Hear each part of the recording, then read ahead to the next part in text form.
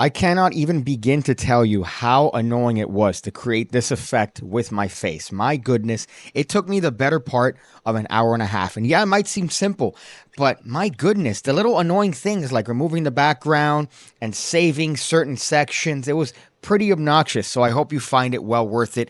In this particular reaction video on Assy Wind on Andrew Huberman's podcast. Now this is going to be a reaction style video because I haven't seen it yet. I'm not really super familiar with Assy Wind's work. I know that he's worked a lot with David Blaine. However, I've never really kept up with it. I know that he's come out with a lot of great stuff over the years. People really swoon over his A-can. I don't know. So let's see what he does here. And maybe it might blow me away. Might blow me. Blow me away. I ruined that joke. So this is something I designed kind of like, collaboration to show you, specifically you. Okay. So in other words, this is an experiment. It could fail. Okay, like So- any good experiment. Exactly. All different, yes? Mm-hmm. You want to mix them? Sure. Shuffle them as much as you want. This is just one way to do No, it. I'm not good at shuffling. So Whatever you want. I'll just do this sort of like a Yes. kindergarten shuffle. There's probably a kindergartner out there that can really shuffle cards. Now, as you're doing this, I want you to think of a card. Please, but don't say it. Just think of it. Okay. So right now, as you're doing this, the location where that card is changes. Because every time you cut, complete, shuffle, it's in a different location. As a magician, I really hate tricks that begin like this because I'm just waiting. I'm waiting for when I get absolutely decimated and when I get fucked myself. That's the worst part when it comes to tricks like this because everything seems very fair. He's shuffling the cards. He's handling it. There's no sort of restriction as to how he's shuffling the cards either. There's no care as to what card he actually thinks of. Now, it doesn't seem to have any pre-show on this, so this seems to be on the spot that he's having him think of a card in the moment, and it's not any sort of prearranged thing. So right off the bat, I already know that whatever this is, I'm going to be very upset. Mm-hmm. We don't know where it is. Let's do this. Even if I know exactly where it is, you don't know where it is. Correct. Name the card. Jack of Hearts. You don't know where it is. I'll do it super slow, and you say the word stop whenever it feels right to you. It does not matter to me when. Stop. Okay, I was about to move more. Should I stop? No, you can move it. The one card? One last move. That's good? Yep. Let me ask you a question. Do you want the card to be first or second? One or two? Your choice. Second in the stack. So not the first, second. Correct. And the card was? Jack of Hearts. So not the first, second. Correct. Let's see. Oh. That's the first. Eight of Diamonds. And you want second Yeah. to be the Jack of Hearts. That would be amazing.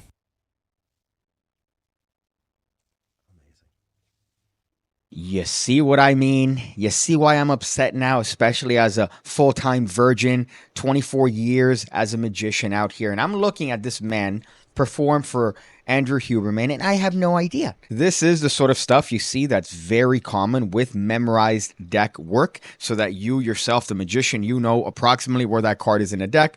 All you have to do is just guide them to that particular location. And even when he says the option here of giving them first or second, which is usually something you do when you're jazzing and improvising with a deck of this condition, that's something you would normally do. However, here it's from a shuffle deck that Andrew shuffled himself, and he manages to nail the card that was freely named. And hypothetically, let's say those cards are marked, which they might be. They very well could be. What's the difference? He still cut a packet. He wasn't able to see the Jack of Hearts through the deck, so how would he know? Wait, it could be an edge marking. I think the cards are marked on the edge. Haha, got you, Azzy. I'm shocked. I'm shocked too. I'm shocked too. Because I shuffled, in air quotes, the deck. You did shuffle. Yeah. You did. Yeah, with no intention So whatsoever. when you think of a card, let's give a mix. When you think of a card, okay, don't say it. Say the word stop anytime you Stop. want. This one or this one or this one or this one or this one, whichever you want. This one. Even though you stopped on this, Sure. place your finger right on top. Tight, tight. Okay. Let me ask you a question. How crazy would it be if this is the card you're thinking of, merely thinking of? What's the card you're thinking of? Ace of Diamonds. It's a common card. If you want, you can change it to a different card or stick to this one. Ace of Diamonds. Ace of Diamonds.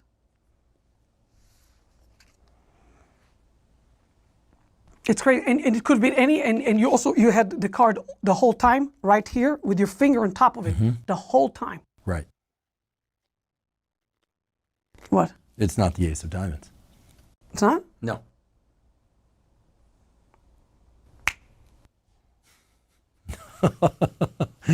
Oh, goodness, my friend. It's still not. So here's something I didn't teach. I didn't tell you this. The Queen of Hearts. She's considered a psychic card. She knew you're going to say the Ace of Diamonds. So in her pocket, she took it out and she's holding it. Take a look.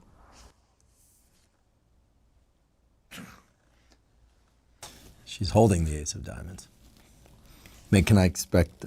Yes. Is this true of any other card in the Yes, deck? this is. A lot of people don't know this, but most queens, they hold flowers. Let me show you.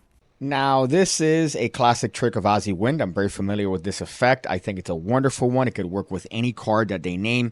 However, what I noticed here is that this clip happens to be on Andrew Huberman's channel. So he's the one, or his team is the one that's editing this video. And they managed to cut off a nice little deck change there, a swappity swap for the deck for this particular variation, which requires a full deck gimmick. Now, also, he manages to edit out a necessary move for this trick, which happens to be a top change. Now, what this tells me is that they care more about the effect than outing someone like Ozzy Wind. Opposite to, for example, someone like David Letterman, that for years had magicians on his show, and he would put them in the worst positions, uncomfortable, having them sat in different places. They wouldn't be able to compromise on putting a little table there. So you see them, and essentially you're able to see the moves. There was one that performed, I believe John Carney did a cup routine, and you could see him loading the fucking orange in the cup. You could see it there. And they didn't bother to edit it. Typically, magicians on talk shows and podcasts have never been a good combination because there's always this skeptical attitude towards anything that magician says, which is normal. It's normal because you're questioning whatever he's trying to portray as the effect. And sometimes the effect might be something that's so ridiculous that you can't just help but question it. Like, for example, Banachek on Joe Rogan. But here, I feel like Andrew Huberman is just submitting himself to the effect and allowing the suspension of disbelief to take over and not necessarily question things that I feel he would ordinarily question. Open your phone. Open your phone. Let's do something with your phone. Open to your calculator. Okay? And I don't want, zero it out. I don't want to see what you type. I'm going to turn around. Punch in 4 digits, but make it random. Don't overthink it. 4 digits. Do plus. And now I want you to put a 4-digit number that's meaningful to you. It could be a code. It could be an address. It could be anything. A date, a year, anything you like. And then equal. Okay. So right now it's a combination of a number that's meaningful with a number that means absolutely nothing. Correct. Can we see it? Do the equal sign? You did at the end, right? Yeah. Okay, that's the combination of both? Yeah. Perfect. Can I see? Yep. So that number means nothing to you. It's 12915. I don't know if it's meaningful It's a or not. meaningful number plus a, And you did zero it out between. I did. Okay. Take these, give them a bit of a mix as much as you want. Okay. People can make fun of my shuffling No, again. no. I want you to think why the number is important, but don't say it. Why that particular number is just think, important? Okay. Yep. It's not a code, right? It's not quite a code, is it? It is a code. It is a code, but it also means like a date or something like that? A part of it? No. Really? Yeah. It's an important code. It's an important code. It's an important code. So let's do this. As I go through these, okay, I want you to pull 1 or 2 or 3 or 4 cards in one group. One group. Go ahead. As a group. Yeah, 4. I mean, There we go. that's 4, right? Take 4? Yeah, sure. Okay. Put them first. And these are the it's 4 or 5. How many? Let's see. Should be 4. Yeah, 4. Perfect. And you plucked them from somewhere in here. Yeah. Could have been anywhere from here. Right. The number that's important to you. What's the first digit? 7.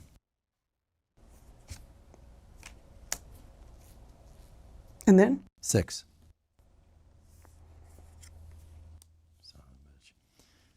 7. No way.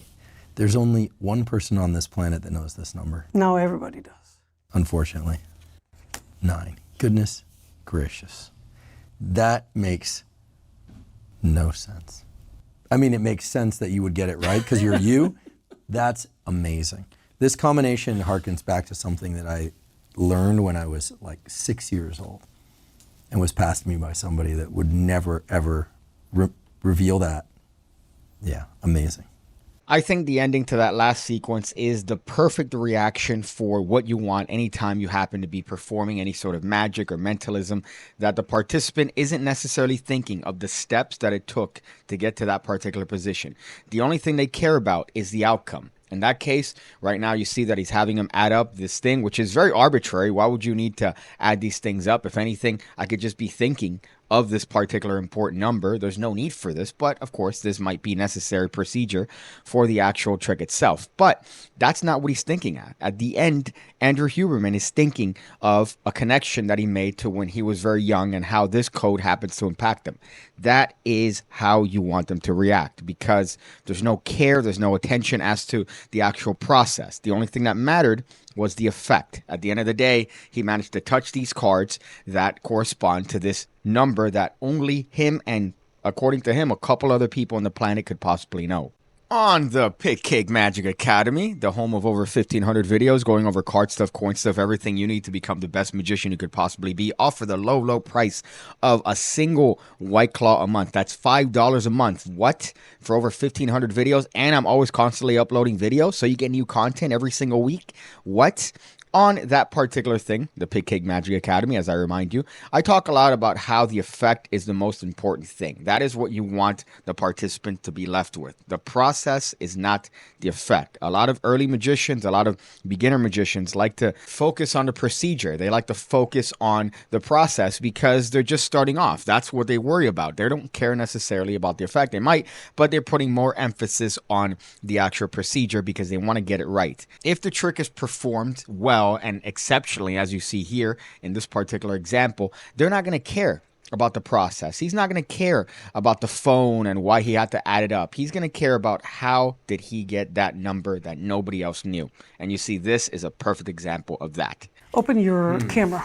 Okay. Take a very bizarre photo, Okay. if you don't mind, Yeah. of you just holding my wallet. So usually I have my ID. For this show, I took everything out. Sure. So It's a nice wall. right there and right there. Nothing there, right? Take a look. Nope. Okay. Nothing. Good for you? Yep. Okay, let's do this. Just look at me. There's a bit of... We got it. Okay. I took one photo. Can you please close that first? Lock it in, and then close it again. Let me ask you a question. You know, we already spoke about it. The idea that I can make you choose certain things or act according to what I want you to do, right? So if I ask you to name any playing card, seriously, any playing card, what would you name? Doesn't matter which one. 3 of diamonds. You sure, or do you want to change? 3 of diamonds. Okay, so it could be really any one of these. I'm telling you in advance what's going to happen. I'm going to try to kind of force you. Don't let me. So you know what's happening. So just take anyone you like, anyone that you like, but halfway out, halfway out. Okay, halfway out. Okay, Yeah. If you think I made you take that, push to take a different one. I don't, but for sake of You okay? Fine. I like that. I random like that. intervention. Sure. Take a different one then. it's okay to move that. Yeah. Let's go with this one. This. So if you said 3 of diamonds, Correct. if that's the 3 of diamonds, would that be impressive? It would just be wild. Can I ask you an honest question? Yeah. How impressive would it be considering you've seen me do stuff before? Be honest, between 1 and 10. It would be a 7 because I want to leave room for no. I'm going for much better. What if I do this and the 3 of diamonds shoots out and lands right here? That would be wild. That's a 10. No. What if it lands under my wallet? That would be spectacular. What about inside the wallet? That would be, what's the technical term? Effing spectacular. This has been here the whole time. Can you open it yourself? Can you undo this? No, right there. Okay. Open. No way. What the There you go. goodness gracious. Let's do this again. Can you close it again? Just lock it all the way in, lock it in, and put this in your pocket or This? far from anywhere. Yeah. We'll do this again. Okay. The only criteria is that you do choose a different card. Okay. Okay. Yeah, I'll just do this, and you say the word stop whenever it feels right. Stop. Take the card, And just, whichever, doesn't yep. matter. Not the 3 of diamonds, I hope. Nope. Okay. Push it anywhere in the middle. The wallet is there. The wallet is here. Name the card 3 of hearts. in the wallet.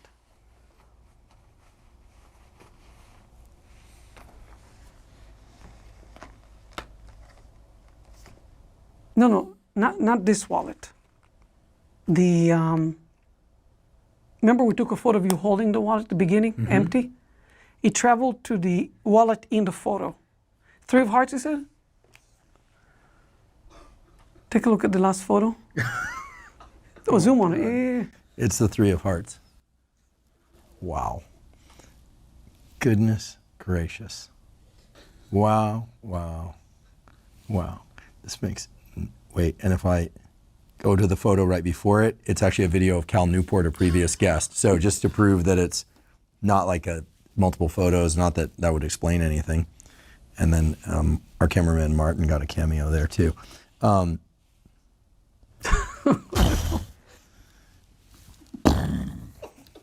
Mind blown. Oh my goodness. What the? I don't know. Sorry. It was great to For see. once, I'm speechless. Good. Amazing. Amazing. That's amazing. Thank you. Thank you very much. Thanks for, I don't really know what to say. There's a neural circuit going, and there's another neural circuit, that's involved in awe, which is just going. Good. And you don't want to know how, right? You know, in this case, I not only do I not want to know how, it places the brain into a place of there's no way how, but it just happened. It's a good place to be. Yeah, it is a good place to be. What a fantastic set. I have nothing to say in negative light. Even if I did, it wouldn't matter because look at, who am I? Who am I to be judging a man that's worked with the greats, that's been one of the greats? As I mentioned earlier, I'm not super familiar with Ozzie Wynn's work. I know some things here or there, like that other trick with the Queen of Hearts that he's done. But as far as this is what a great introduction to his style of work here, because it seems very heavy on improv, very heavy on improving and just jazzing around with, in this case, he used a gimmick. He also used, I believe, what I think is a marked deck to wonderful effect, but it's a lot of just jazzing, and I loved the phone bits. It really got that guy thinking as to how he could get that pin, and it's just a wonderful set if you are someone that is a serious student of improvisational and trying to work with somebody who would consider themselves a skeptic. This is an excellent video to watch. I can immediately see the comparisons to David Blaine whenever I've seen David Blaine with a deck of cards and a group of people, and it's very, very similar to this. It's that sort of just jazzing it out. They name a card, you figure it out, and then you come to a revelation. It's a lot of that, and now I know where he gets an influence, and very well so. I feel like I've done too much virginity in this video and I'm not being true to myself. So I have to end it and say, bitch, little stupid ass bitch. Why you looking like a little bitch, huh? With your stupid ass there holding your phone, probably one hand in your pants with fucking some fucking sweat, some ball sweat residue. Stupid ass. I see you again, when I see you again, when I see you again. When I see you again, when I see you again, when I see you again, when I see you again.